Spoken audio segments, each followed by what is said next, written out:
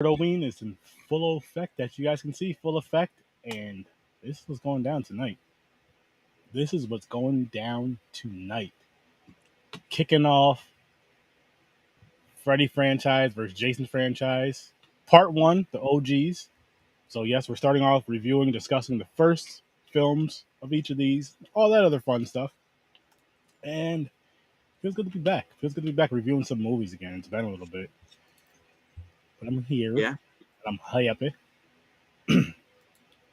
So yeah, let's get this show on the road, guys. How are you guys doing, by the way? How are you guys doing? I'm good, bro. Fantastic. I couldn't be any better right now. Sounds a little sarcastic, but I'll take it. No, I'm not at all. We got to watch Friday the 13th, and I got to say, I did like some of those fan films that we watched, but after watching what we watched today, like, there's definitely a quality difference. Yeah. Oh yeah, and which we'll get into the films, but let's dive back into that though. Watching those fan films, I agree with what you just said, but there was some really good fan films of those. And speaking of which, on Friday the 13th, it's either 10 or 10:30 Eastern time. Actually, no, I'm not promoting that. Never mind. More importantly, Friday the 13th at 7 o'clock Eastern time. Yep. Casters for a Cause, guys. Casters for a Cause. And what's cool about that is, guess what? Another script read. I promise you guys it is not Blood Lake. I promise you it's not Blood Lake. It is the original Friday the 13th. And we're doing it on Friday the 13th at 7 o'clock Eastern time. And I cannot wait. As a matter of fact, I'm going to try to grab a graphic. Chris. Yo. Do you want to announce what you're going to do? We don't have the dollar amount yet. We're talking about it behind the scenes. But do you want to announce what you're going to do or what you're planning? So, ladies and gentlemen,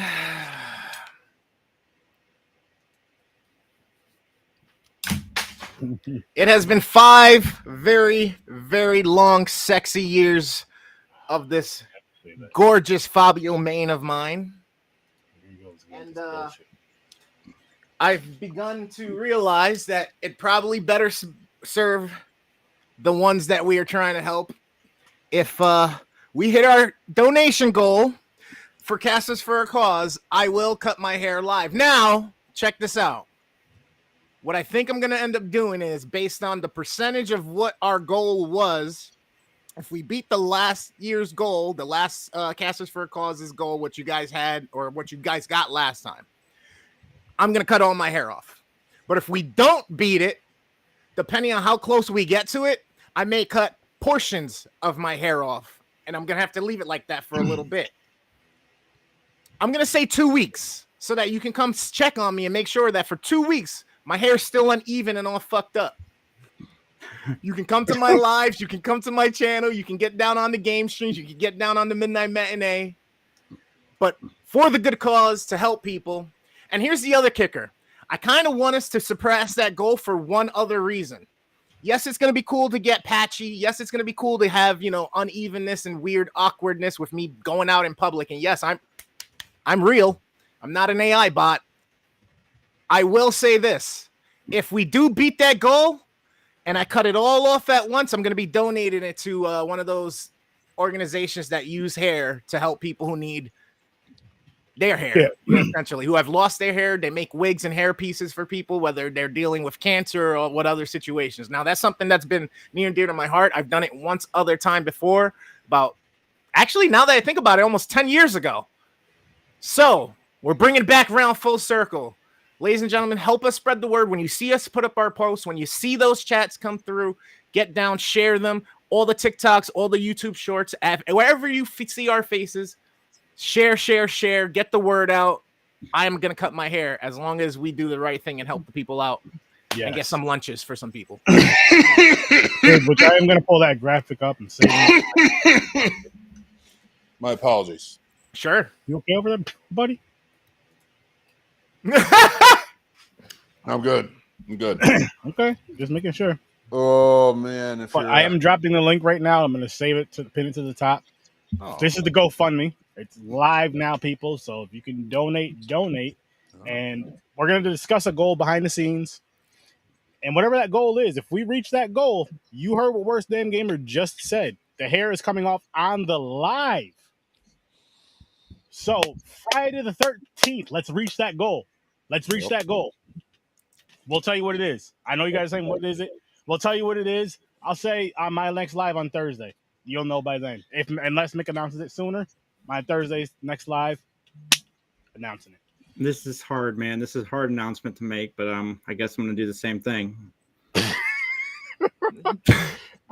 I've been coping with it. That was a good fucking segue, by the way. This morning when Chris mentioned it, I've been struggling with it, and I'm like, I've been working on this for 6 years. This little growth here, and I guess I'm just going to let it go. That's very. That's very. I don't want my boy Chris to be alone in it. It's all good. That's good. And not for nothing, this is starting out light, because if we hit our goal and we surpass it and we blow it out of the water for the next Cast of the Cause, I have a great idea. And this one, I'm pretty sure might draw a little more donation, and it's a payoff for you because it might hurt. Let me leave it at that. It might hurt a little bit. Now, mind you, this is all me. This is all gamer only.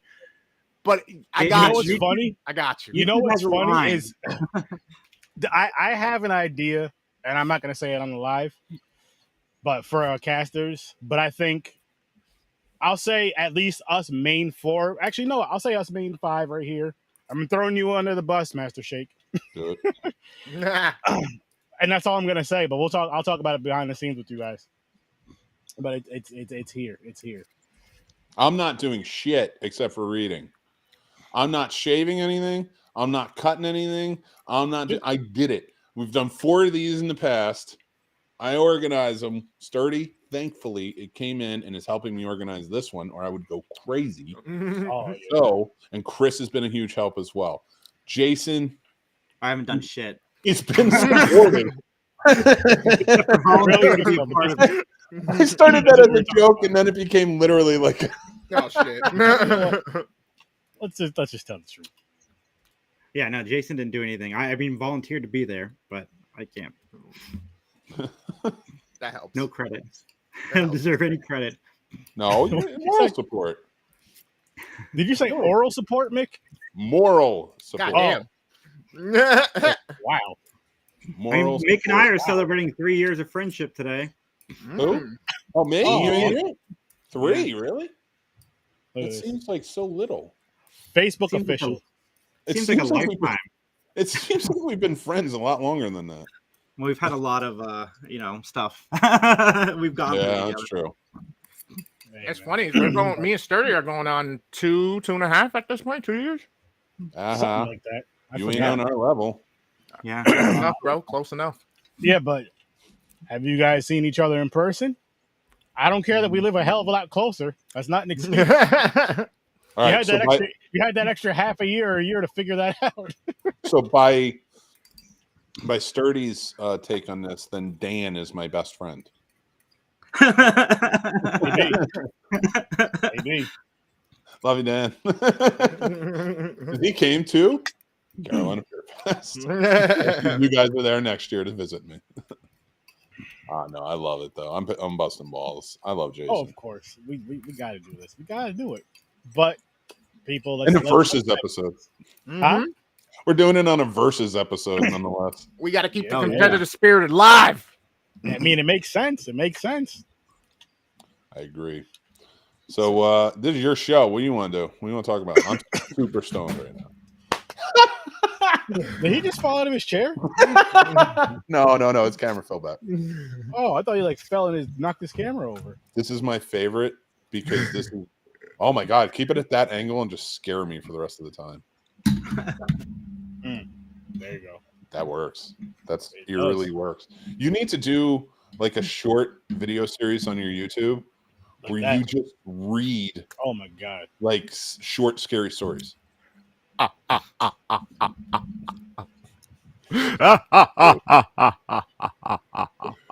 Holy shit! Oh God, dude, this is not good for me. And he backs up and disappears. I don't like it. It's like I'm being watched. You asked for it. You I did didn't ask know what I was asking for. Oh, shit. He can't help himself. That's what it is. I don't know who that is, but if you know me, you know there is no excuse for me. He just does it. It just doesn't. That's it. He just does it. As I say, I and the universe unfold as it should. So, quick roundtable question before we dive into these reviews. My table's square and long. That's what she said. Ah! So she has the long table, or she's saying his table's long. Don't judge me in what I like. Hey, I'm just asking what she said. What she, Anyway, that's the difference between me and everyone else. I don't give a fuck what you say I do. I'll just say I do it. Everybody else is like, nah, I'm a man. Don't fuck with that. Me? I'm like, yeah, I'll take one in the ass if that's what you want to tell people.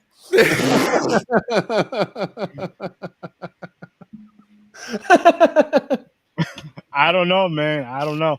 Sometimes you gotta, even though you've probably done it before, you gotta hit that link up top. And now it's some crazy shit. Nick! Now he's dancing. Oh shit! Oh, Video Clerks podcast. I blushed. I love those guys. He made me blush. What up, Video Clerks? Wow. What's up, Video Clerks? Those guys are awesome. Yeah, these guys got a dope show. Had him on a couple times. Got to get you guys on again. As a matter of fact, I'd love to get you guys on sometime this month. We're reviewing. Oh, they're fucking awesome. We're reviewing. Right now, we're going to be discussing Friday the 13th and A Nightmare on Elm Street, and then Thursday Part 2, and so on and so forth. And yeah, so if you guys are free to join in Tuesday, Thursday, 8 o'clock Eastern time, watch the movies, dive in. I will try for Thursday.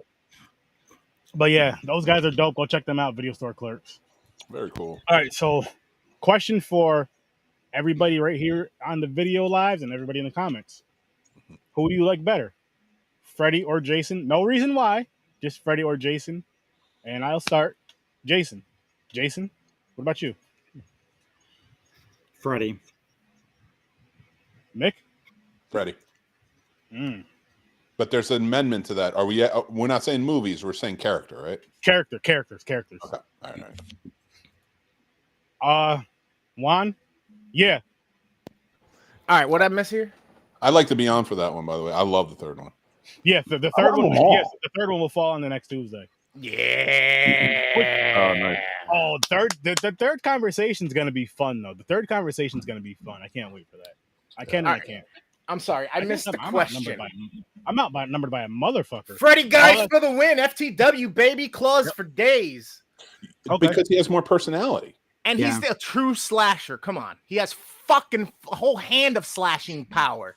And I like stand-up comedy. And Freddy is borderline a stand-up comedian. This is true. I will argue that Freddy is not a slasher. Freddy is a supernatural dynamic force who slashes people in their dreams. You're absolutely right. Okay, so if a possessed woman in another possession horror movie cuts people with a knife, is she a slasher? Or technically,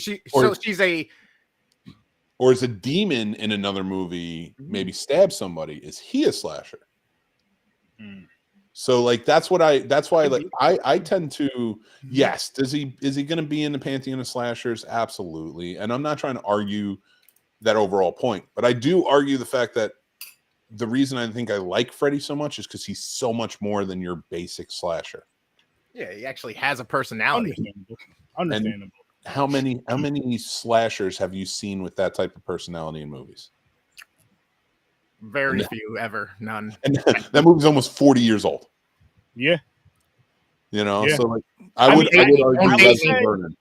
I would say, you know what though? I would say the closest to it, to an extent, as far as slashers go, would be Art the Clown, and just because the body movements and the gestures that he makes during his kills and all that, he's quiet. He doesn't talk obviously because it's like a mind thing. But I guess that would be the closest to it, but it's still not the same. Dude, Sturdy, you and I, man, we've been doing shows long because I thought the same thing. I was like, Art the Clown is probably the closest because even though he doesn't really talk. And he's also the closest to like, which this will be a fun conversation for another episode. But he's also fun with Art the Clown. What I enjoy about him too is you get that old school feel from it. Mm-hmm. I do. Yeah. You get that old school feel from it, and that's something like for slashers like that, like a Jason, a Michael, a Freddy, Art, and all that. I feel like you almost want that kind of 80s, maybe 90s feel, 80s, 90s feel. Oh, 78 because of Michael. So between the 70s and the 90s kind of feel, but that real dark, gritty feel. Because if it's too clean, too pretty, it doesn't feel like a slasher to me. I would love to see somebody write a slasher film with a personality. Oh, I'm sorry, I cut you off. I thought you were done. No, I was gonna say I take that away. It's just the clean, pretty ones. I don't say they don't feel like a slasher, but they just I don't know. They're more lighthearted in a sense. As crazy as that sounds for a slasher movie, but the ones that are too clean and too pretty, they're more lighthearted than like the dark, gritty, grungy ones. And I know it's just because that's the equipment that was out then, but it just feels creepier. I know, and I don't know, it just feels better. It feels better. I would even argue personally, when it comes to somebody like Freddy, or like even when you're saying like who's like that, I would love to see a challenge of a slasher film where the killer is almost like, honestly, I'll just say it, Jason Momoa in the latest Fast and the Furious. Yeah, that dude as a slasher in a slasher film, just kind of toying. Like they say cat and mouse whenever you see slasher films, but the only time you really see something that's horrifying is when with Freddy, he's truly fucking with them. Everybody else is trying to murder you and stay out of sight. He's fucking with you. And then like if you can take somebody like a character like Jason Momoa played in that, who is a true psychopath, and show him a minimal amount, we never know where he is, but when he does pop up, it's like, he's going to be funny. He's going to be trying to be charming, but in the most grotesque, disgusting way. Not unlike the Devil's Rejects. I like that. And I wouldn't classify them as slasher either. Yeah. It's tough. That is a tough one. But it's crazy because the only other one that comes to my mind is Ghostface, and it's kind of ironic that it's also a Wes Craven creation as well. Yeah, well, we talked calls in the games. You know what I mean? We talked about that on the other on I think Nick and Knight like a few weeks ago. I think it was you, me, and Dan when we were talking about how Wes Craven was all about the realism side of it, and even when he based his stories off true stories, like it was the idea of the realism. So like the movie that's based on, Scream, is based on the Gainesville murders. Okay. It was like sorority. I think it was sorority row, like where all the sorority houses where girls were getting killed. Oh wow! And they caught the wrong guy, and then like it continued to keep happening. So that's where the Cotton Weary aspect comes into it and stuff like that. So like he loved that realism side of it. So when you go back to A Nightmare on Elm Street, he based Freddy Krueger off the old hobo, he called it, in his town, who was terrorizing him. And he based it off of that Cambodian refugee story where they were dying in their sleep, or trying to stay up, but as soon as they fell asleep, they would die in a horrific way. Yep. Like it's that realism that I think added the element of the personality to his killers. Mm-hmm. That is true. That's interesting. Now, who's my favorite character out of Mrs. Voorhees and Freddy? Still Freddy, but I love Mrs. Voorhees. Still Freddy, but I love Mrs. Voorhees. Which I want to say this really quick. People out there, start watching Friday the 13th, just the original one, on Mother's Day. It's about a mother's love at the end of the day. That movie's about a mother's love, which is beautiful. And it shows what a mother would do if you mess with her child. She's just going to keep killing and killing and killing at that camp for years down the road. And then you're going to come back and take over. So, does Cocaine Bear count for that then? Definitely. So Cocaine Bear is a Mother's Day film now. Yeah, hell yeah. A mother's love, and it's not just the human mom. You're seeing the bear mom. I was talking about the bear. I forgot about the human mom. I was talking only about the bear mom. I love it. Yes. So listen, people. Here's what you guys need to start doing on Mother's Day. Take your mother out to eat or whatever. And this is for children to mothers. So you take your mom out to eat, do the dinner thing or whatever. Do Hey, Mom, I want to cocaine. watch a movie with you, and you watch Cocaine Bear and Friday the 13th Part 1. He said, "Do cocaine." You and your kids do cocaine. You go on a murder spree, and that's your Mother's Day. It's gonna be wonderful. Ma, I got a day planned for us. Okay, we're starting at 6 a.m. We're doing some prep work. What do you do though if your mother's like, I was waiting for this? Like, whoa, Ma, I was joking. Do you do it? Like, do you just go through with the day? Dude. Yeah, I'll laugh if she's like, "Oh my God, have you ever seen the movie The Purge? It's my favorite."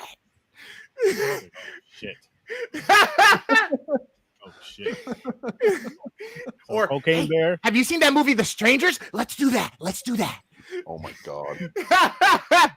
All right, Mouse, you're taking this too far. All right, I'm done, Ma. Game day over. Happy Mother's Day. Here's some roses. Yeah, I don't know about all this. This is a lot. There's a lot of cocaine, and she's sitting there like Tony Montana. Ain't a lot. Just chilling. All right, put the movie on, Mick. Put the movie on. Okay, Mom, I'm sorry. I got a question for you guys. Why do you think Pamela Voorhees never came back? She got her head chopped off. Yeah, I mean, she was dead. We saw a bone on that one. Toothpicks.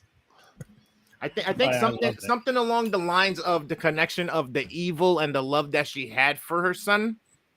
Once he died, brewed the full like gateway and like opened the door completely for, which we'll talk about later, the entity to come through. Yeah, well, that's the funny part. Jason in the first 4 movies is not an entity. He's a person. He's a human. In the first 4 movies he's in.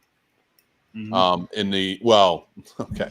These fucking movies, man, these horror movie franchises are going all over the place. Not in the first movie he appears, but in the next 4, he's a human entity. They established that in the second one. The first one, he's a dream, which is bonkers. Hey, it works though. For whatever reason, it works. And that's something else I love about this movie is something so simple. It's like it's a dream. Okay, I'm fine with that. You don't complain about it. We watch the next ones, and with both of these franchises, excuse me again. With both of these franchises, which I know we'll discuss more and more as we get through them, but like they just jump all over the freaking place to damn near where they jump all over the place. Like yes, they have the same background story for the most part, but it's like they can almost damn near be standalone films. Like, here's a movie, here's a movie, here's a movie. In a sense. I think what kind of played into this one is I didn't think they were going to do as good as they thought they did. And I think this one was supposed to kind of be intended as like a one-off. And then it's like, oh, they're going to give us more money. Let's go after that character there and bring him and make him the antagonist. I could be completely wrong. Well, Sean Cunningham was told to make Halloween. Yeah, he was basically, that was like his goal. Well, not his goal, but he was told. Like, that was like, Jason's 100% right. And then he went with Friday the 13th because, like, what are you going to do? Have Killer Jesus on Easter? Like, I mean, you know what I love? I'd watch Killer Jesus on Easter. That's fair. And that's the whole movie title, Killer Jesus on Easter. And then you have an Easter movie to watch with your mother right after church or right before. There is a movie called Jesus Christ Vampire Hunter. Okay. It's not on Easter though, Jason. And guess who's going to try and make me watch it with Titanic 2 as a double feature? This guy. I will say this. One thing that I really love and I feel is underappreciated about the Friday the 13th series is, and I can talk about like this with Nightmare on Elm Street, but I feel like it gets these accolades. Nightmare on Elm Street is smart. Friday the 13th is a smart right. There are things in that like subtly you don't fully like realize like, oh my God, this is awesome. Like, I don't want to tell you exactly what I'm saying right now because I have an example of mine, but I think it's going to line up when you ask me what my favorite kill is. Okay. So I'm not going to say it. I'll save it for then. But I would like to pose a question to you guys and your audience, if that's cool. So nobody answer until the audience starts trying to answer.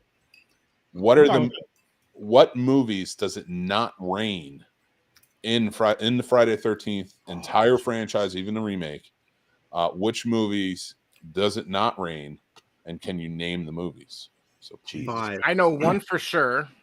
Yeah. I'm saying I can think of one. Now I can think of 2 of them. Okay. I'm gonna go with 5, and Jason Goes to Hell. Jason, you are wrong. Jason Goes to Hell is definitely one of them. Where it doesn't rain? I'm not saying. I'm sorry. Never mind. Ixnay. I still have the 2 in my head that I was thinking. I don't know why I agreed with him. He's wrong. How about you, Sturd? I'm thinking still. I got 2 out of them. I'll reveal the answer as we go. Or I'll just be high by the end and not reveal the answer and then screwed. You have somebody to remind me by the end. This is at 9 o'clock, Jason's like, I gotta go. Tell me now.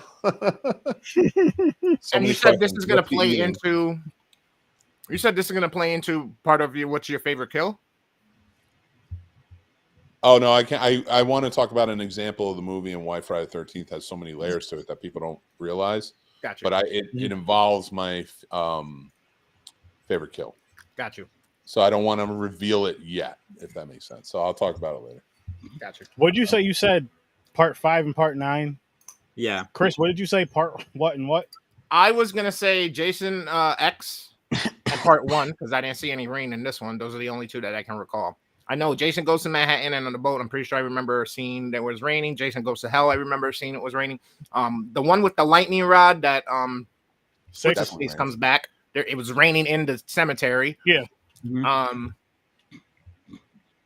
I can't remember 2 and 3 right now or 4, but I think those are that's my answers right there. The part 1 and Jason X. Yep.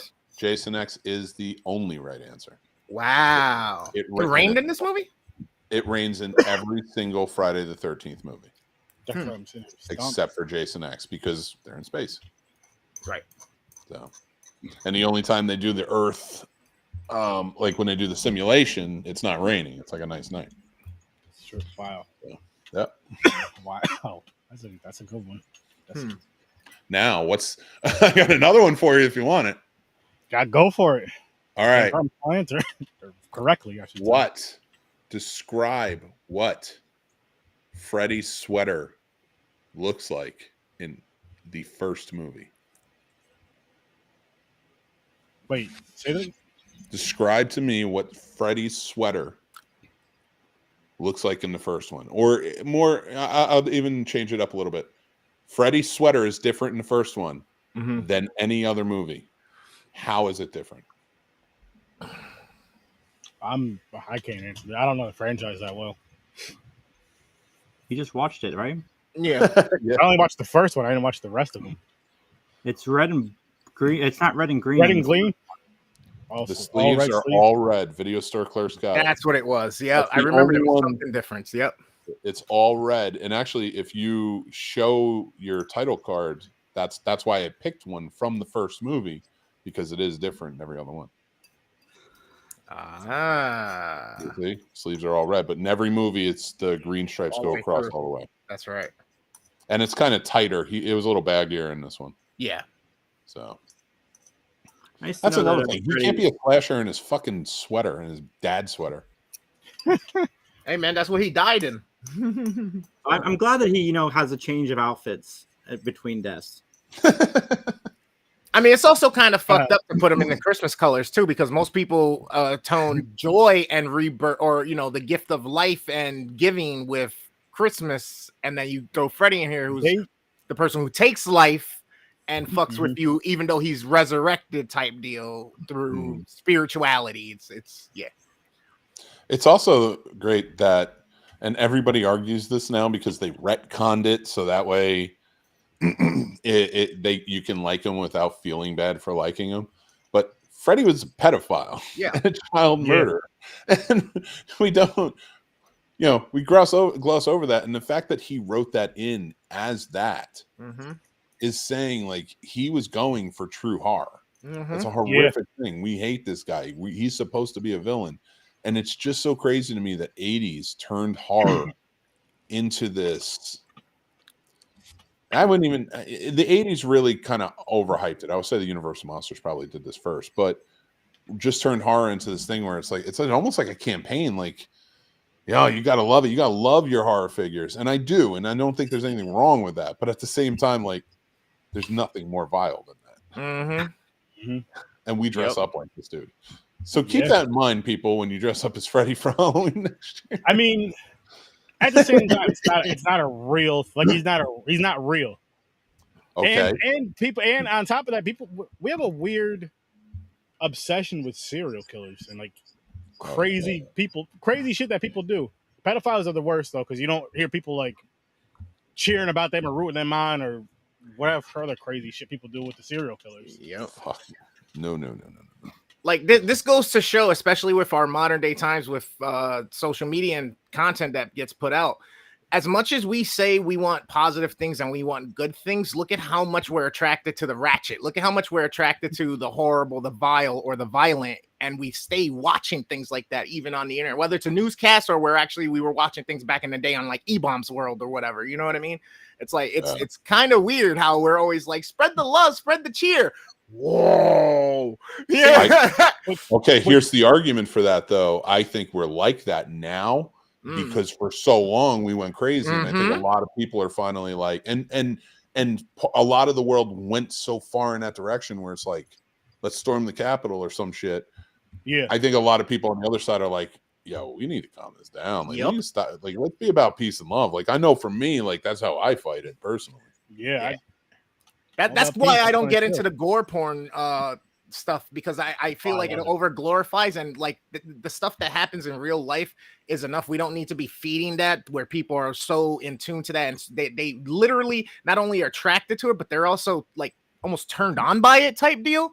Yeah. And I'm not saying that everybody acts out on these, people have impulse control, but at the same time, not everybody can do that. And some people see this and they idolize some of these people. And you know what I mean? Like, we dress up for them as Halloween, we portray them and we take on their tones and we pretend to do the same acts that they would. So it's kind of like, fuck, man, that's kind of the dark side of human nature. And I think that's why we all kind of go towards that at times too. You know what I mean? Oh yeah. It makes sense. And then like for me personally, like with the horror, like the real life shit, I don't want to see that shit. But the movie versions of it, it's cool, it's dope, and it just puts you, I look at it as more of an art than like this disgusting, terrible act of violence. I'm like, this is just a dope art, especially just being able to talk to special effects artists nowadays and being able to see behind the scenes stuff, and kind of, not that I know anything about it when it comes to that, because people do that shit for years. But at the same time, like seeing that on screen and then like seeing how it was made type of deal, you're like, holy like how the fuck did you do that? To counter that point, I was going to say, but think about Tom Savini, who worked on this movie. Yes. And he was a Vietnam War photographer, and the special effects he got into, and he molded things from things he took pictures of to help his PTSD after the war. Like, working on this and creating these things helped him to overcome it. So that's another thing to posit from it. Like, maybe sometimes the horror genre helps us understand the horror that we don't see, that we don't understand in the real world, And I mean, shit, that's huge. That's humongous if it helped him with his PTSD, or if it still helps him with his PTSD. That's amazing. It's like, shit. And he's putting it into horror, which it's a horrific thing in real life that he, with that, but just still, it's like being able to put that into some amazing art, because what he does is just, I mean, look what he does. Look what he does. And you're just like, holy. And that's a testament again to the special effects on this movie, because even to this day, this is probably one of the best prime examples of what true practical effects are that work and look this good. I mean, we've seen now the digital version of Freddy coming through the wall, but nothing surpasses that latex above the bed when they push through and you get the pointedness of his nose and the silhouette and the darkness with what they did with the lighting. That scene is fucking gold. It should be just for lighting guys, special effect guys, needs to be like, to me, the reference, the pinnacle of like, here's what you're aiming for, even with your digital effects. You know what I mean? Yeah, I agree. Hell yeah. And I just, to add on to that, we have the conversations of, how technology, the good and the bad of technology. I feel like that's kind of not 100%, but that is kind of the bad of technology. Is like, we're not seeing a lot of practical effects as much. I know people still do it, don't get me wrong, but you're seeing a shit ton more CGI, and it does take away. It takes away so much, especially when it's so noticeable. It's like, oh my gosh, man! Like, I just wish this looked. CGI don't bother me when it's like Marvel and all that kind of shit, but in my horror, because our horror for us isn't that. You know, it's not clean, it's not beautiful and smooth, and CGI. It's hard to make it rugged. It's hard, like when you go back and you look at something like The Thing. You know, it's imperfections everywhere, and it's so real and so built out. But then you go over to like Alien and the Xenomorph, and it's so clean and pristine and beautiful, but there's imperfection. It's different. It's weird. You can accept that type because again, it's practical. It's real. It's tangible. You can touch it. But then you get the CGI, and you see these actors freaking out and screaming, and there's nothing there. There's a tennis ball. It's like we see it. Everything's too smooth. Everything's too nice. Like that's not what horror is meant to be. Not at all. Your action, yes, but not your horror. Yeah, exactly. Because you want, with the action, all that stuff, you want the big explosions and all this other crazy stuff going on that works for that. But for the horror, you're like, no, we don't need all that. Even with the buckets of blood and all that, just give us buckets of blood and we'll throw it through however they do it. But I don't want the CGI version of it. But take it from another angle. Let's say stunt coordination, fighting, right? So fight coordinator steps on.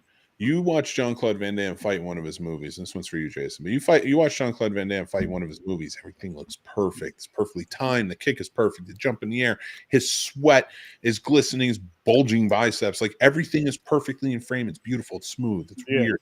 You know, you're looking at his junk. You're looking at his hair. Back to his junk.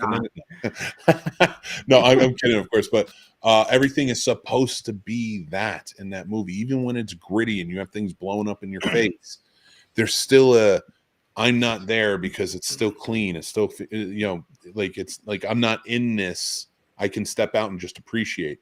Horror, you want to be in it. You want to feel it. You want everybody watches it to feel scared. And when it's that smooth print, like imagine a fight like John Wick style. I was just going to say, yep. It's weird. You shouldn't do that. No, it would take away. It would take away from horror. Then you're just like it's Halloween, right? When Buster Rhymes beats up Michael Myers, that was on the level of John Wick. Okay, are you of Jean-Claude Van Damme? Come on, I don't care if you're a hip hop fan. Don't do that. Don't tell me that. That was a joke. Fight choreography ever. Because doesn't he use like kung fu moves? I haven't seen that one in forever. Sonny Chiba. Chiba movies, and I love Sonny Chiba, so I get it. But he watches Sonny Chiba movies, and he just wants to get into it. He wants to get into the action, which are not kung fu movies, by the way, because he studied karate. And to add on to Mick's point about how things don't need to always be clean and perfect, and just to me, I'd rather see that because there are other things that as a filmmaker you can do to help carry the scene, the emotion, the intensity with audio curation, with visual cues, and all these other things that you can implement to it to help me stay attached, stay in it instead of becoming detached because there's imperfections in it. So because sounds for jump scares or things coming from the background, or there's all of these little things you can do, or the squishes of the goriness with the sound effects. Like if you hear of something or a bone crunch or something, doesn't matter what the image is. If that's a dirty image, if it's not exactly perfectly framed, you're still there because of now these other sensory things that you're experiencing as well. And one thing I love about horror, and especially to bring it back to Friday the 13th and Nightmare on Elm Street specifically, is when you absolutely adore a horror film like a Nightmare on Elm Street or Friday the 13th, you wonder, like, and you hear a lot, people are like, oh man, it was just like this little movie that just hit the audiences at the right time. And it's like, no, it wasn't. There is genius behind these movies that people don't see from a filmmaking standpoint, that still to this day, your subconscious while you're watching it, notice these things and it made you feel. And that's why collectively we can agree, like on certain movies, they're at the top of the chain, or the top of the heap rather. And when you're watching them and stuff like that, and you're feeling it, you may not notice certain things. Like, okay, let's take Friday. We could do Friday the 13th. Friday the 13th. Nobody was ever afraid of camp before that.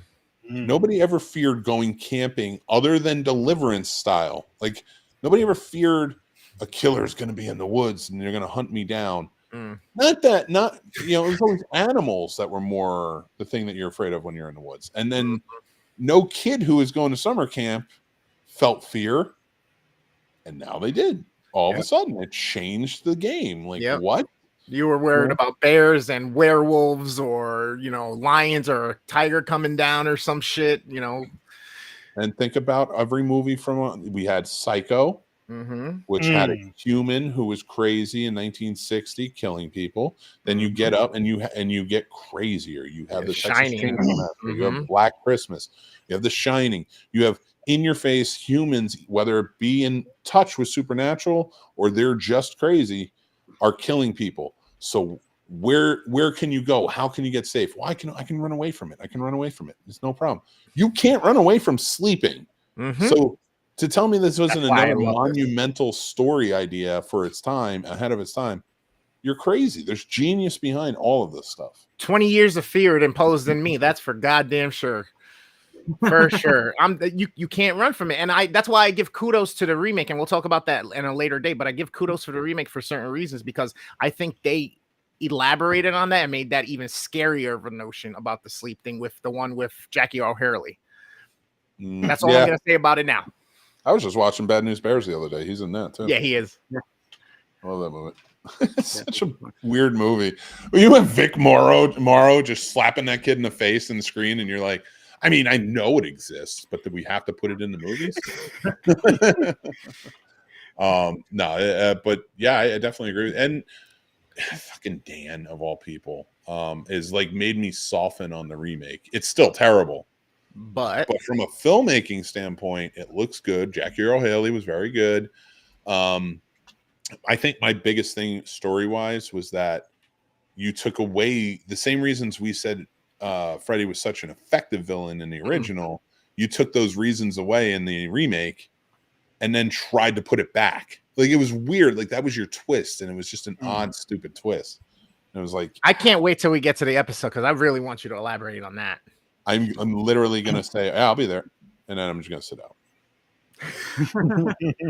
You better have Dan there for that. But yeah, no, Friday the 13th. I prefer the movie over. I prefer Friday the 13th over Nightmare on Elm Street. I'm with you, but I like Freddy better. I'm not with you on that. Like, it's all the way Friday the 13th. It's all the way Jason. But you know what it is. Honestly, I feel like with whatever one that I started with as a kid and like got to see as much as I got to see Friday the 13th a whole lot, because Friday the 13th. Anytime it was Friday the 13th, I'm in front of the TV all weekend watching it, and then eventually got the DVDs and all that. And with Nightmare on Elm Street, yes, I did see it as a kid, but not even a quarter as much, I would say, honestly.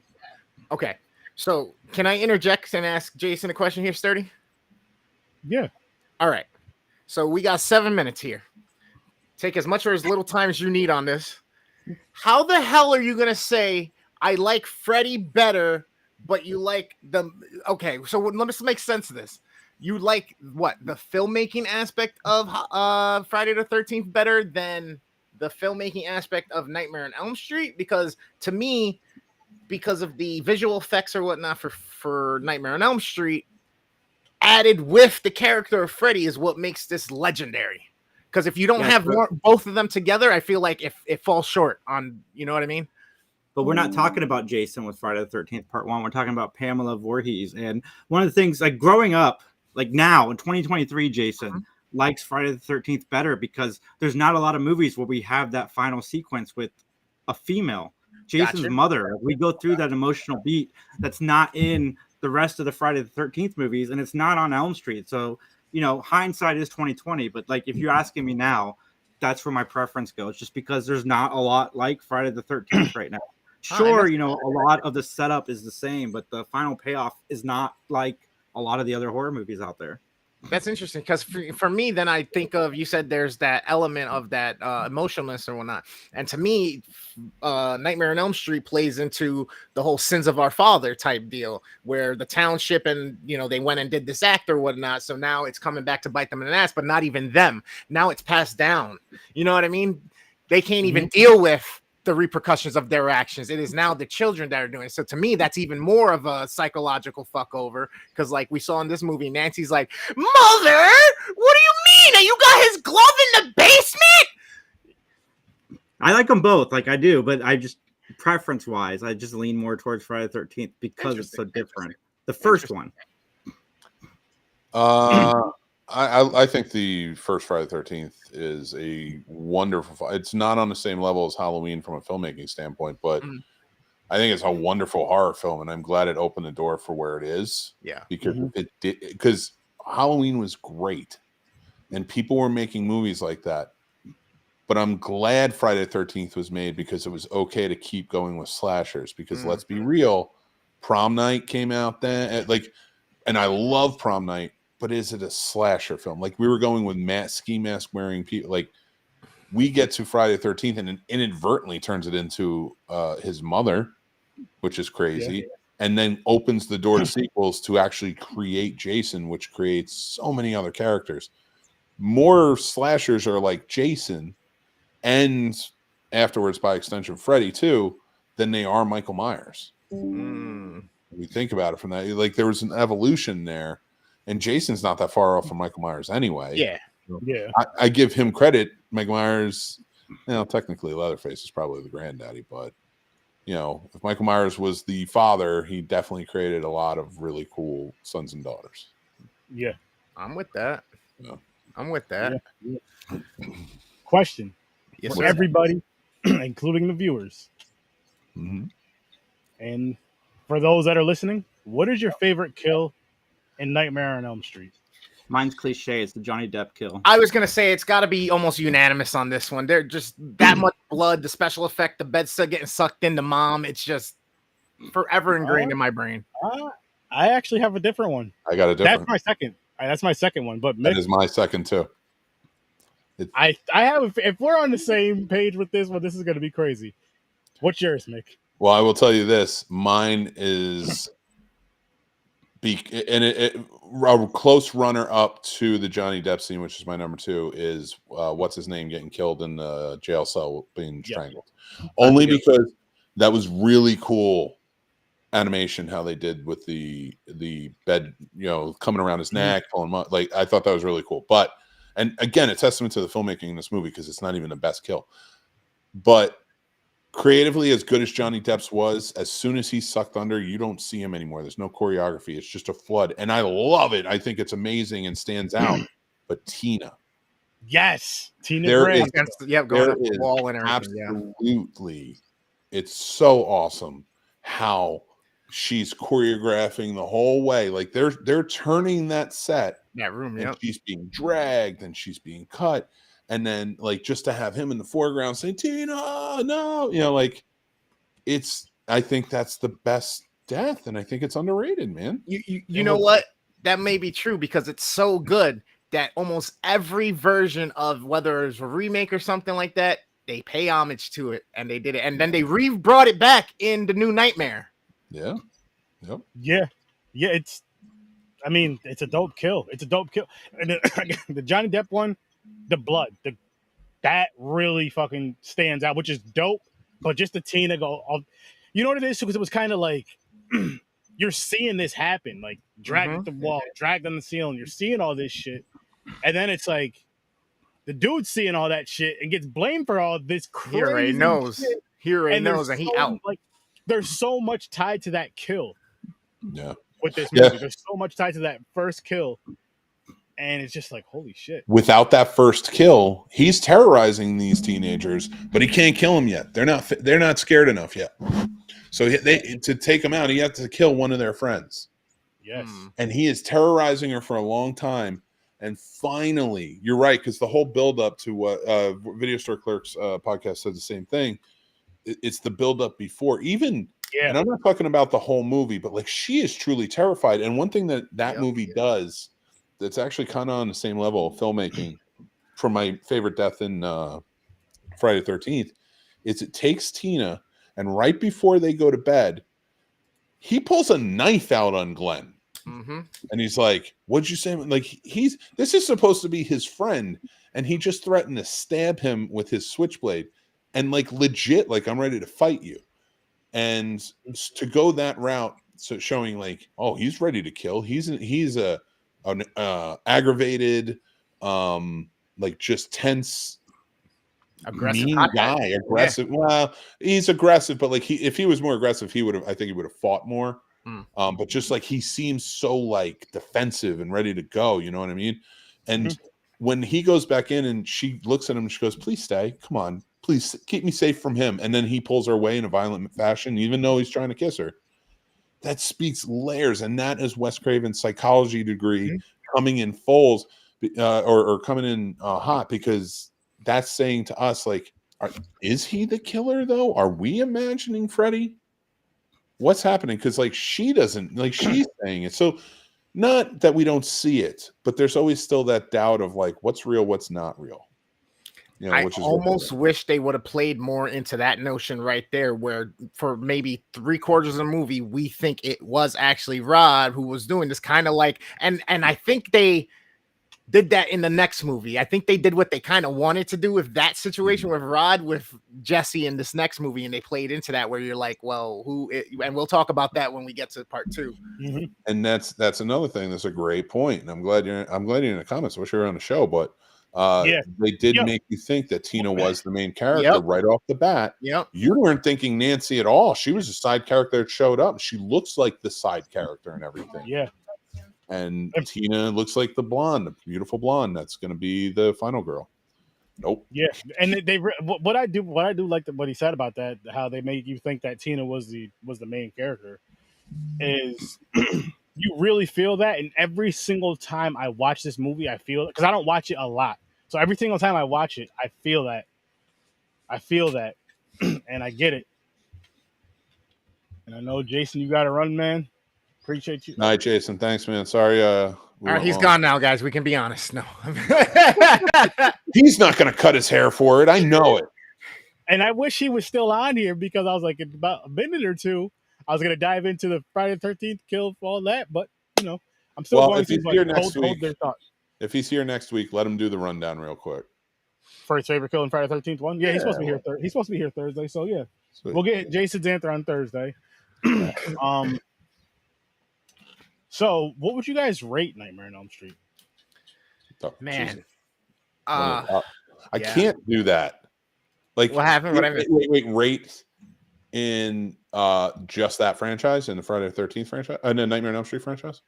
Just rate your enjoyment on watching just that film. Oh, 9.5. I like it. And I don't grow tired of that one. And that's one thing I love about. You said the same thing, Chris. 9.5. I'm a Freddy head to death. I'm just gonna go 10, because as much as I want to take away from him, bro, I'm not mad at that. He's been a part of my life for so long, to overcome him as a fear, to fucking like, and then be able to enjoy these again and again and again and watch them. And just today alone, both of these movies off the rip, the feeling of nostalgia off the first scenes hit me so hard, and I said it out loud, like I couldn't control myself. I literally, when we started Friday the 13th, the first scene and how they did the camera perspective of the first person view, and they did and then the music hits with the synth wave, I was immediate like, oh my God, Sturdy, I am so fucking amped up right now. Like, this is crazy. I can't wait to finish this movie. I literally said it out loud. And again, I told you guys how much I've seen this movie growing up, watching just the whole franchise. We'll just stick with part 1 for now. And then earlier this year, my wife surprised me with tickets to go to the actual fucking camp. I'm like, that's still like my favorite thing I've done in life, is that, because I'm like, it's my favorite. I'm gonna just be honest, guys. It's my favorite franchise of every fucking franchise. It's not just horror; it's everything. Like, it's a real important part of my life. It's something that I think really started my horror fandom as a kid. It didn't get me into horror. I don't remember what movie I seen first, but it started my horror fandom, and it kept me in my horror fandom. Like, so really kept me in my horror fandom. basically we shouldn't be watching this podcast because you don't know what you're saying. No, I'm kidding. You hear him? But busting balls. No, I get it. I love it. I love it, as you guys know. But no, it just really got me like really locked into this, and I fucking love it. And then just anytime I watch it, like I said, I can watch this movie anytime, and I'm good. Joining us. I want to be like you guys. I felt left out. I'm like, oh man, I want to. Yeah, so A Nightmare on Elm Street for me is a 10 as well, as far as just it just grabs you. Like you're watching it, the story. Oh, another thing, I don't know if I told you guys this or not, but I got to see this in theaters a couple years ago. Me and the wife went to go see it. Little snowstorm going on, but so what? It was, and the dope thing about it was like cheap prices. It was only like $7 or $8. Like everything was like $7, $8, including the pop. It was like, and I'm like, word, yeah, we're going. Funny thing, and it, by the way, if you get to see this film, both of these films I got to see in theaters. I got to see Friday the 13th earlier this year. But if you get to see either one of these films in theaters, fucking do it.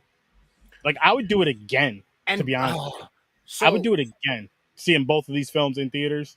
If they were playing in theaters, say, this weekend, guess what the fuck I'm going to see? Yep. And I don't care what I'm collecting, bottles and cans. I'm trading up paper clips. I don't give a fuck what I gotta do. I'm getting this ticket and I'm going to the theater. This is one of those movies that is like a bucket list movie for me to watch in theaters. Because honestly, watching it just now earlier today, I was in my headset. Okay. And I've seen this with surround sound. I've never had it with headphones, but watching it today with this perspective, listening to it on a surround sound 5.1 back in the day, it is one of the creepiest experiences you can have with then having the imagery that it has. So if I can go with big bass speakers and be in an actual theater that's dark, and you can take it up one notch higher for me. Theater, hire somebody. Hire 3 or 4 people to play Freddy's to just run up and down the aisles when that shit comes on. Bad idea. I'm with it. Idea. I'm with it. Don't do it. I want to get mad at them running. Well, one, you can't do that anymore after Aurora and all that stuff. But also because when I went and saw Scream 2 with my buddies in high school, remember back in the old days when there was no stadium seating, you just sat in the front and you were either off to the sides or in the middle.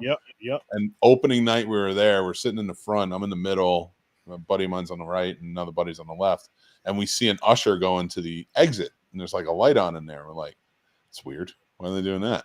Why wouldn't an usher go back there? He's gonna go in there and exit. And we realized like what they're gonna do. And my buddy's like, I'm gonna put my foot out. I'm like, oh boy. And as soon as that first kill or that second kill came in Scream 2, and the usher comes out running and screaming, and then the Ghostface is chasing him, my buddy's foot was out and he went right down. He looked back, he's like, you son of a. And I'm like, that was horrible. We shouldn't have done that. Well, I guess that's a good reason not to have that shit going on. No, but can you imagine though, if right before the movie started, it's pitch black, the screen starts to come on with that new line red, and then all of a sudden you see one person dressed like Freddy dragging his claws against the wall of the theater. All of a sudden, now that would be dope. And I mean, for that, I know a dope cosplayer who actually plays Freddy and Jason, as well as others. My boy Fly Ty, he'd be perfect for that. That's dope. Go follow him on IG. I wish. But, as a matter of fact, I'm going to talk to him. I'm going to get him on an episode. I'm going to have him cosplay as Freddy on an episode again, because he did it something like a year or two again for me. So I found a streamer who's on TikTok that does all of his lives as Freddy, and I got to send it to you.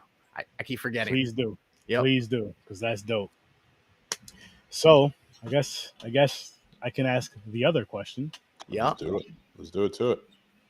Favorite kill in Friday the 13th. And again, only talking about the original. I want to go last. Can I go last? No, it's not my show. My cousin Jazzy. I lived on Elm Street in Schenectady. And yes, and what's funny about her, she scares so fucking easy. And she's actually one of the older cousins I was talking about that got me into horror. Like her, my older brother Zach, her brother Jerome, and then my cousins Jeff and Josh, which were brothers as well. And Jazzy, if you're still here, you can definitely vouch for this. If we're watching it at my mother's house, Aunt Aaron's house, or Aunt Beth's house, the rule was do not wake up Aunt so-and-so, because whatever's gonna happen to us is gonna be scarier than any fucking movie we were watching. Let's just say that. It was like, don't even do it. You don't want to wake up to crazy ass Lewis women late at night watching some shit they know I wasn't supposed to be watching. We're all getting it, even the 5-year-old, the innocent child. See, That's fair. which I get it. But what's cool about that though is her daughters watch horror, and they started young because the older one got her into it, and I think that's beautiful. I think that is beautiful. But yeah, I had to announce that. But favorite kill in Friday the 13th, the first movie. Am I going or going? Whoever I know I said last. I got mine. I wrote it down. It's the axe in the face for me. The axe in the face. The axe in the face for me when she fuck, and it just looks like it's stuck there, and she falls back. That whole thing was kind of perfect. It's simple, but it's they're all kind of simple in this. Mm-hmm. For all its imperfections. Kasaya's in love with Chucky. I love that. I freaking love that. I gotta start getting her some Chucky stuff now. Now that I know that, anytime I get her anything for her birthday or Christmas, no more dolls. Fuck all that bullshit. It's gonna be Chucky stuff from here on out. Jazzy, you're welcome. I love it. Get her a good guy doll. Get her a good guy. I'm not spending no $500 on anybody. Get us a little one. There's that much? Yeah, for the official ones, are like $500. She wouldn't spend $500 on her kid for something like that. I understand, but it was just funny how you said it. Like, I'm just being honest. Anybody. I love you, just not that much. Like, damn. like the little toys and stuff. Yeah, I'm doing I got you. Shirts. He was already looking at his shelf to see if there was anything Chucky there. I caught that. That I could just show her. Yeah. I know I have stuff. I have a loose figure. She's not getting that, but I'll get her own. Dude, it's amazing. But next up, I had one and I can't think of it now. Oh, I was just saying about the imperfections and all that. Jason's mother getting her head cut off, not only because of it sparked an awesome franchise, in my opinion, but learning how like she gets her head cut off. You see the hairy knuckles. It's the dude. The toothpicks out the neck shit. Like all those imperfections made me love it more because it's like, as a kid growing up, I honestly never noticed that. And then once I heard about it, I was just like, I never not notice it, but it doesn't bother me at all. I just laugh. I'm like, I fucking love this. And I'm the opposite. Even though I knew that and you just reminded me, I was like, oh shit, that's right. Even today when I watched it, didn't realize none of it. I was too into the actual top of where her head detached, the blood coming out, the little bone elements of it, and then her falling back, her body moving. And it's not like it's a fast scene. It gives you enough time to see it, and her body's still there and her arms are still moving and shit. You know what I mean? Yeah. So you can catch it. But for me, I was still just like at the inside the neck part, like, oh shit. Yeah, no. That's a good one too, though. All right. Well, should I get mine? Your favorite kill? The archery scene. Okay. Here's why. I think in the story it's set up the best because you have the archery scene earlier when he shoots, and I'm taking this off. This black background's distracting. I don't know how you guys do it. But he shoots the we just blend in with it. Yeah, it's true. Hey, I didn't mean it like that. You're both wearing black shirts. I know. You blend in with the white one because you have a gray shirt on and it's lighter. No, this is not a racial thing, and I want that noted right now. Did I say when I said you do? I meant your shirts. No. But what did I say? I didn't say nothing. No. From his show earlier, though. I know you, Chris. I can see it on your face. From what he said on his show earlier, he said something dope about the Twilight Zone, why it was in black and white and all that. So then later, I just commented later, and I just said something about the black and white. He's like, Aaron, I am not doing that. He was like, doing that in this one. But what did I said, okay. I was like, I got you next time. Don't worry. Oh, there it was. Got me. You had to bring me, on here. Anyway, fine. Man. Before I get canceled, I'll tell you my favorite show on Friday the 13th. So Friday the 13th, in the archery scene, they set it up earlier with the other guy, shooting the arrow while she was like fixing him. Yeah. So right there, she's looking for him, or looking for anyone really, but like looking for him because they were close. And she figured he'd be out near the archery range. Like she was out that area and she's stuck. The bright lights come on. And in the psychology of it, like she's looking at bright lights. She's stunned. She doesn't know who's there, who's messing with her. The last time she was working in the archery scene, she was messed with. So that's what could be happening. And, just for her to see her take that downfall, like I think it's like a beautiful, well-told, smaller story within this narrative. Nice. And really quick, my cousin did answer this question too. The head. That's fair. Jason's mother's head getting cut off. Same. So, which is, it was just, it sparked so much. Now, all right, Jazzy, these questions will be answered on a later episode because it ties into when we get to those episodes. Like part 6. I know how. Part 6. I need her to tune in. My family never watches my shit, Nick. I'm not saying. I'll never tell. But Freddy before the first one. Yeah. Oh no, she's talking about Jason. No, I'm just kidding. I was giving her a spoiler. That's not really a spoiler.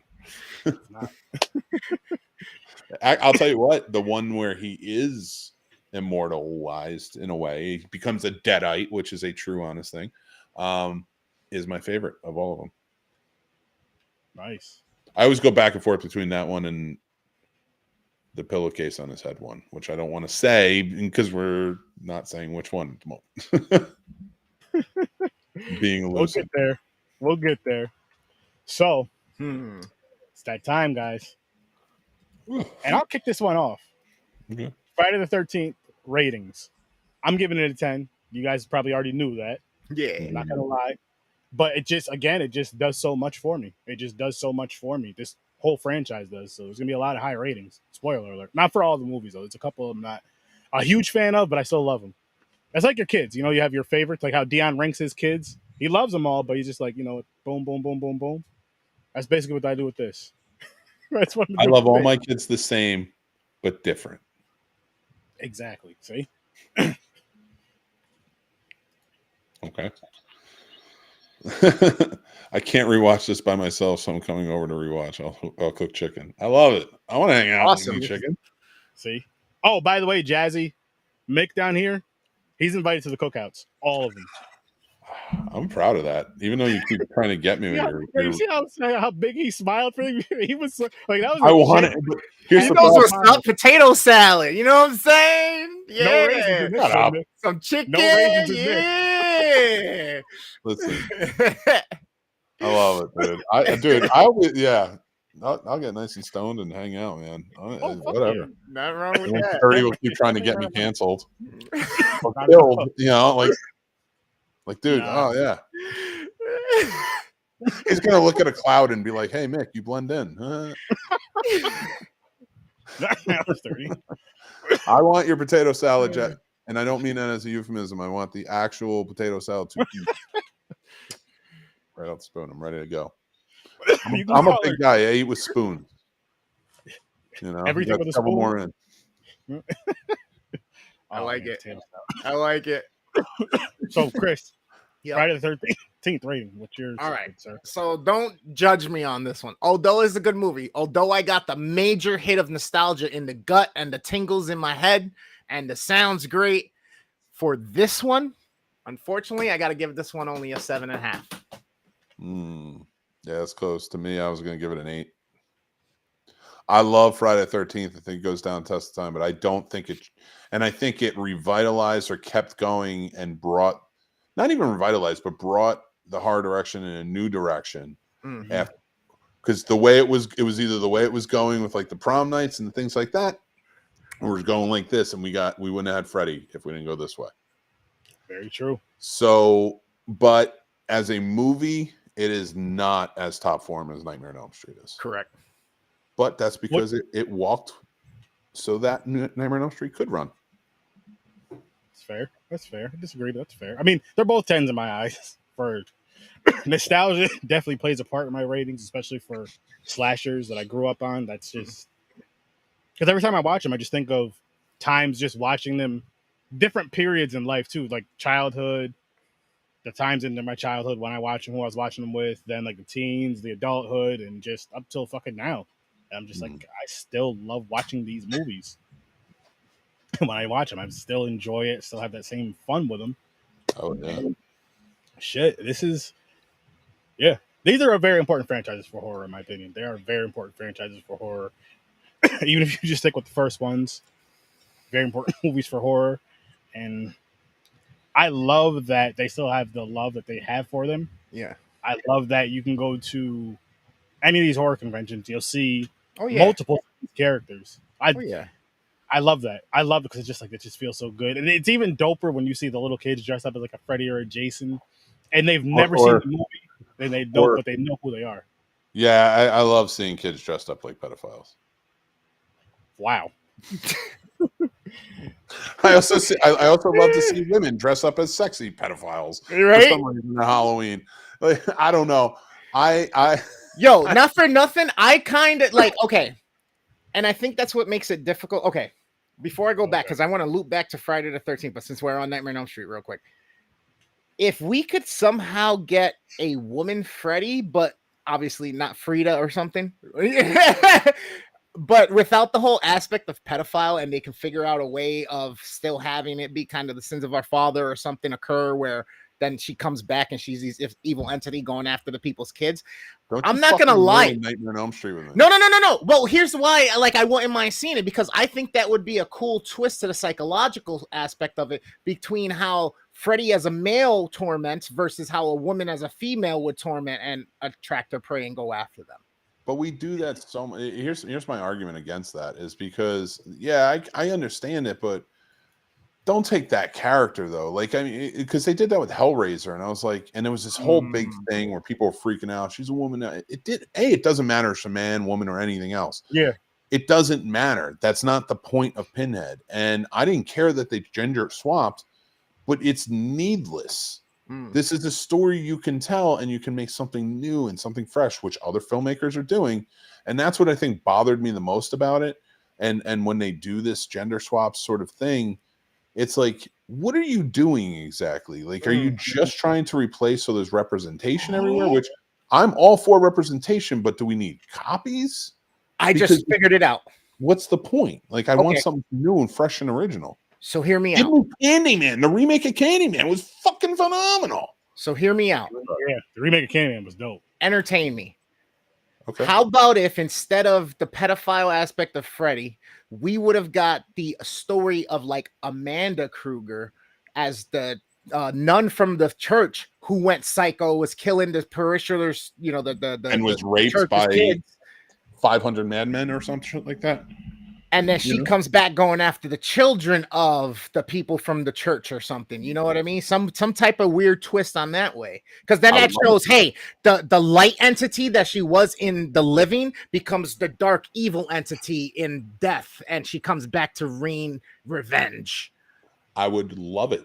Right? I'm even perfectly fine going forward and creating a movie where if you want Freddy to be female, do it like they did in the second one, where you established that he can possess a body. He didn't successfully possess the body in the second one, Mark's body in the second one. So if that's the case, now he tries again with a female, and by the end, just have it successfully transfer. Freddy's gone. Now you have a younger woman who takes over the role and changes up a little bit and is a bit of a different slasher.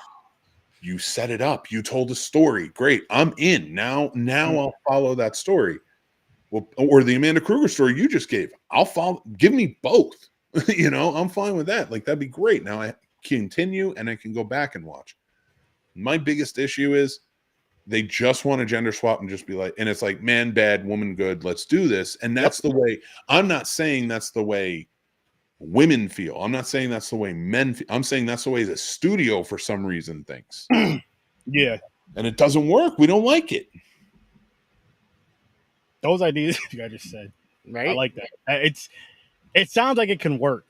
It sounds like it can work. And honestly, it sounds in a way, maybe. Hear me out, people. Maybe it could be a little scarier just for the fact that Is the woman, does she, well, yeah, Freddy can change his looks and all that and be whatever. He can do what he wants.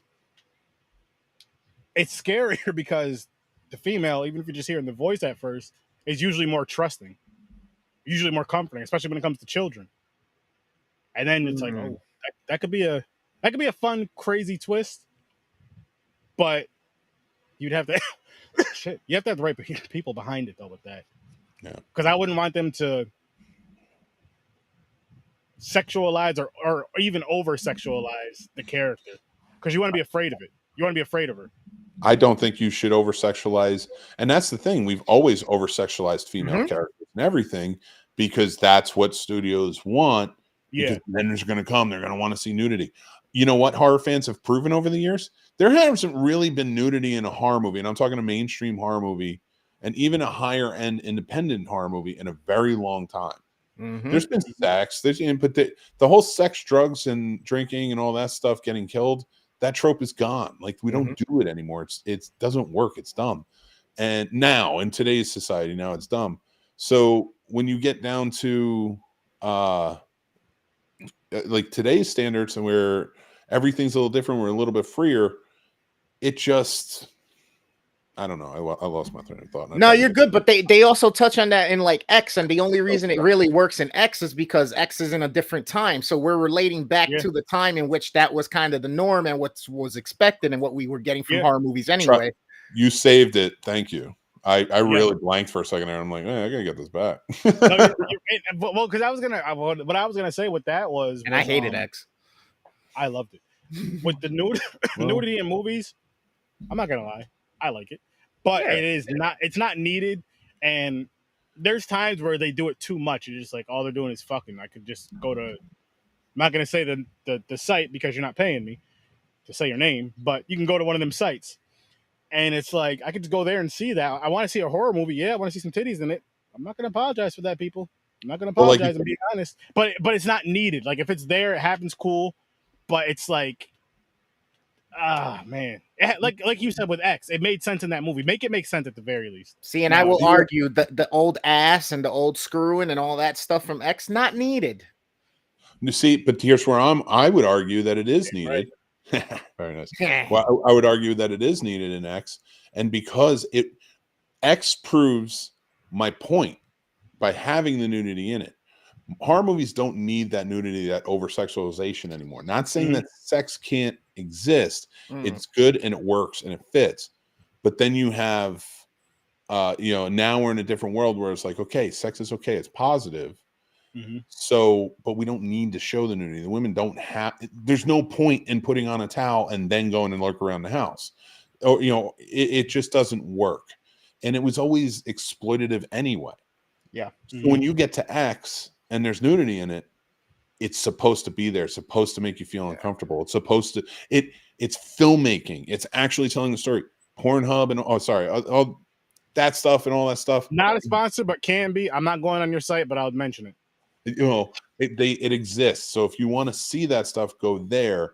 The horror movies are supposed to give you horror. And when it became all about TNA, I felt like that was the downfall of the 80s movie, where it was all over sexualized and overhyped and everything was bad and this, that, and the other thing. Like it killed the genre plus oversaturation. And then we sparked it back up by making fun of that and then not having nudity in horror movies for a long time.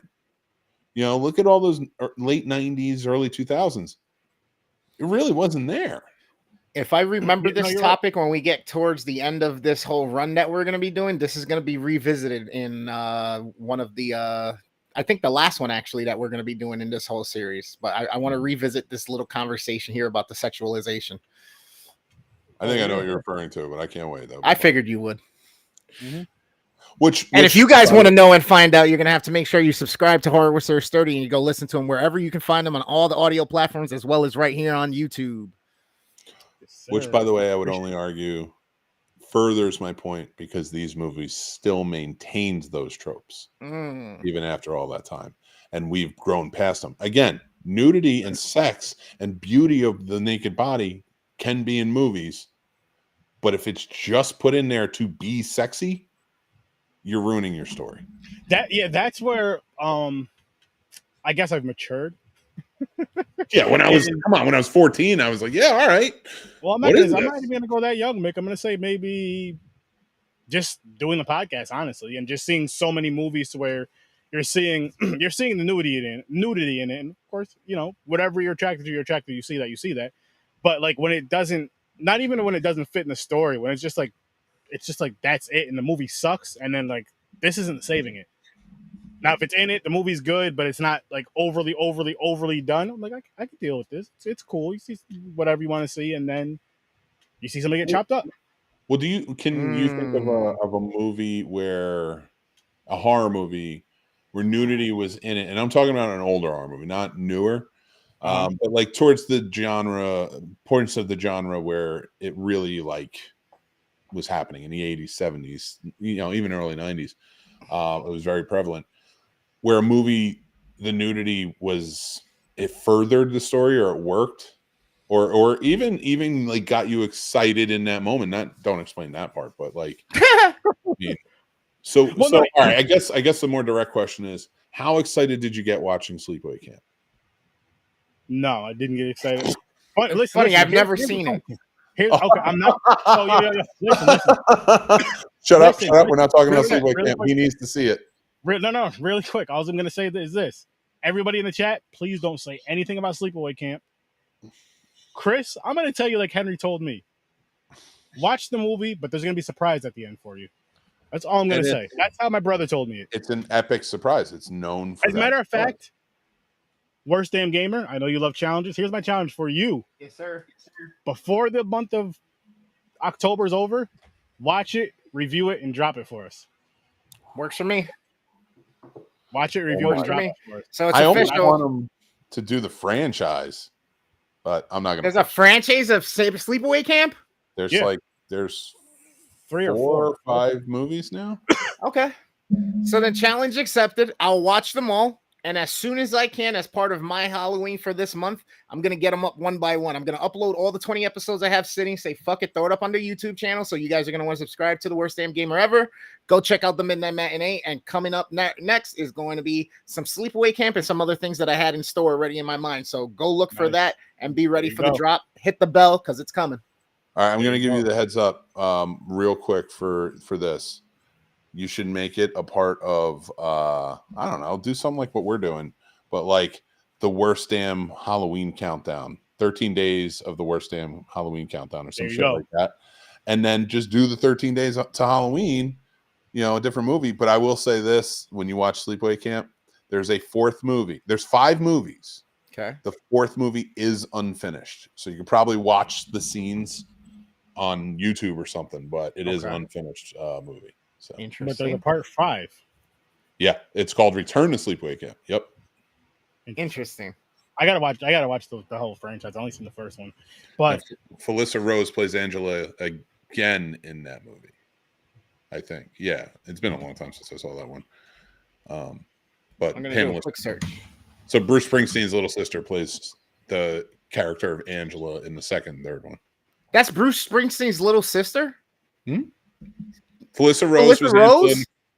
No. Oh. Was Angela in the first one. Pamela Springsteen was Angela in 2 and 3.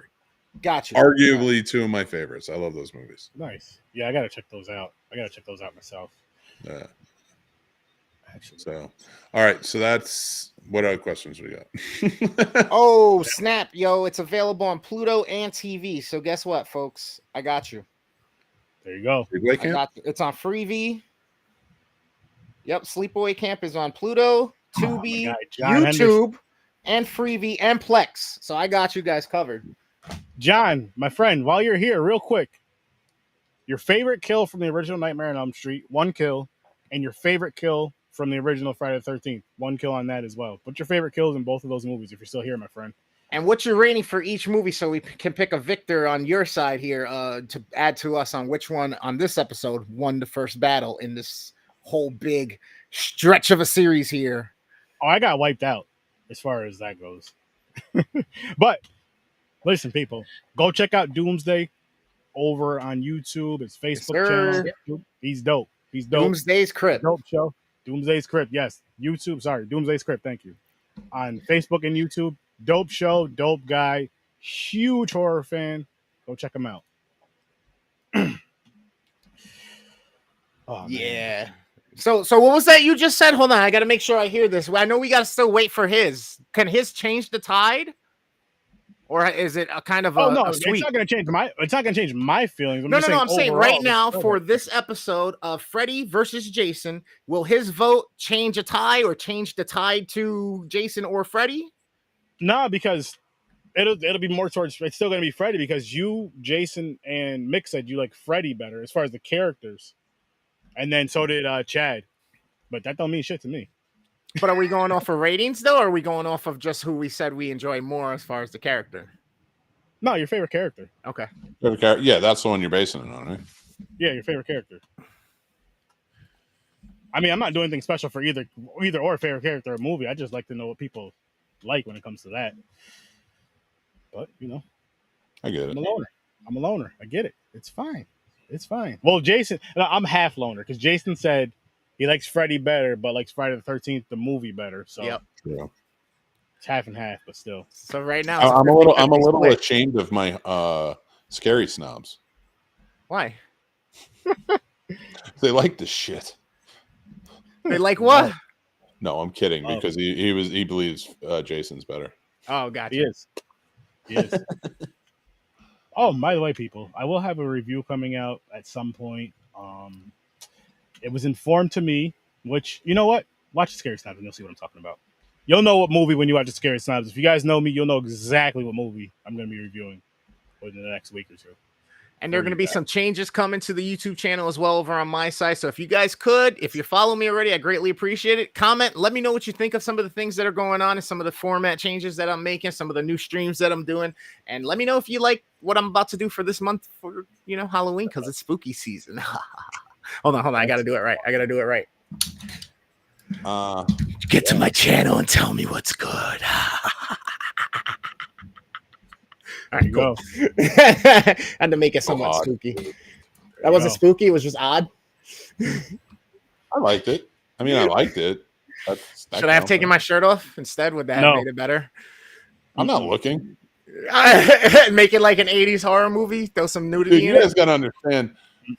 I started watching a movie with you earlier, and I was like, I got work to do. And I went and recorded. This guy. I get right into the work. I'm sitting here, I'm doing this, but this is work for this. Like, I'm writing down stuff.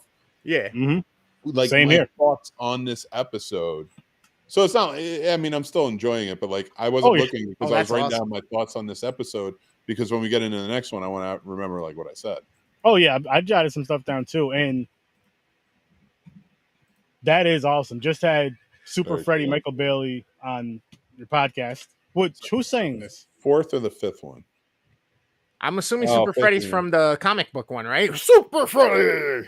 It says Facebook user, so we can't really see who it is, but do tell because we want to hear from you. Yeah. Who is this? Who's saying this? I appreciate it, though. I greatly appreciate it. And I also think that this is dope right here, what you just mentioned about having Michael Bailey on your show. Michael Bailey Smith, sorry. And I want to go watch that. So please tell us who you are, shout out your channel, and you'll get another view or two, or 3, or 5, or 10. Yeah. Drop that down there.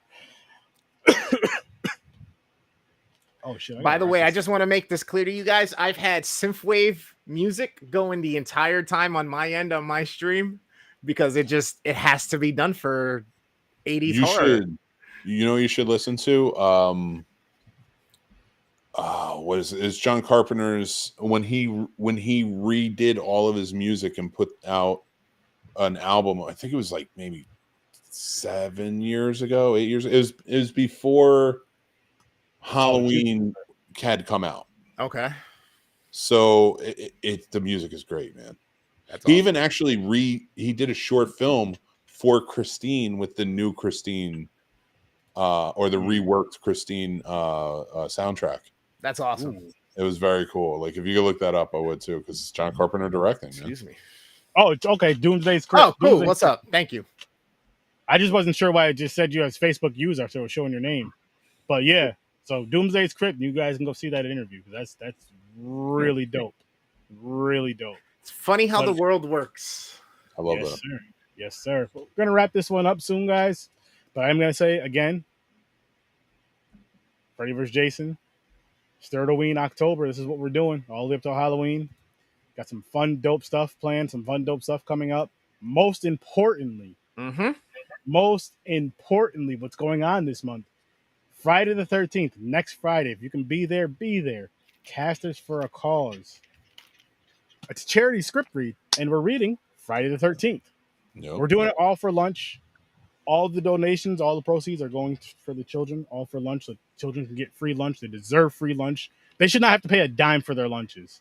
No matter how their parents' finances are going, they should not have to pay a dime for their lunches. And they should not have to eat just a little bit of something. No, feed these children. They're in these seats 8 hours a day, all day, trying to learn. How can they learn when they're hungry, when their stomach's around? Feed them. So let's help with that. And the link is live. The GoFundMe is live. It is up top. I have it pinned up top, so you guys can do that. Yes. I will say this. What do you think? Not only talented, incredible. Carpenter's not only a talented filmmaker, but an incredible musician. Agreed. You should. What was it for the? Okay, so we were talking about the charity event. I want to know what you guys think. What game should we play from that we tested? Ooh. I think the Impressions game was a lot of fun. That was fun. But I can only do Southern. But I love the idea of trying it, because when we had Rosie Perez and Joe Pesci going back and forth, that was hilarious. Fucking wonderful. That was hilarious. For sure. Which, if you guys want to know what we're talking about, go on over to the Scene Snobs. Check out Mick at Night from this past Friday, Blood Lake script read. Horrible movie, horrible script, but we made it fun. We made it fun. It took us about 2.5, I think close to 3 hours of getting through it. But there's a lot of, you'll see. A lot of chaos, but it was chaos that we knew was going to happen. Well, I knew it was going to happen. Of course. Especially with that. But guys, listen, go check out the Scene Snobs. Go check out Worst Damn Gamer. Go check out the 3 Geeks podcast. And if you're here, check out HORRORWITHSIR.STURDYGUESTS. Hit that sub button for all of us. Hit that little bell, ding, ding, ding, ding, ding. So when we're dropping something. And I hope you guys are enjoying this Sturdoween because I am. I'll see you in your nightmares.